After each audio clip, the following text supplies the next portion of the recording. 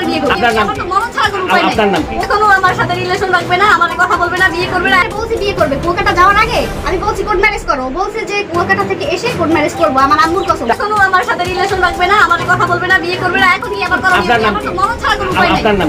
ও আমার সতীত্ব নষ্ট করছে, ও আমার বিয়ে করবে। আপনার নাম কি? আমার নাম ফারজানা, আব্বুর নাম ফারুক হাওলাদার। আসছি বাইজিতের সাথে আমার রিলেশন, ওর বিয়ে করবে। বাইজিতের আব্বার নাম কি?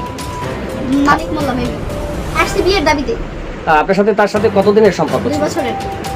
2 বছরের। হ্যাঁ। আপনাদের সাথে কোন জায়গায় দেখা হয়েছে বা কোন কোন জায়গায় স্থানগুলো একটু বলেন। কুয়াকাটা দেখা হয়েছে, তারপর যে বাইজিতের বড় মামা তার বাসায় দেখা হয়েছে। প্রয়োজনে কুয়াকাটার ভিডিও ফুটেজ আপনি নিতে পারেন, সিসিটিভি ফুটেজ।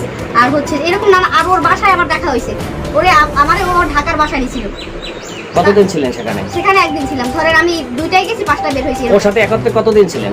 ওর সাথে একত্রে তার অনেকবার থাকতে 5-6 বার। আপনি ওর সাথে একত্রে থাকছেন কি জন্য? মানে কোন লোভে আপনাকে? ও আমারে বলছে বিয়ে করবে, কুয়াকাটা যাওয়ার আগে আমি বলছি কোর্ট ম্যারেজ করো। বলছে যে কুয়াকাটা থেকে এসে কোর্ট ম্যারেজ করবো, আমার আম্মুর কসম। তার সাথে আমার ওই কুয়াকাটা যাওয়ার আগেই লাশ ছিল, তারপর আর তার সাথে আমার কোথাও দেখা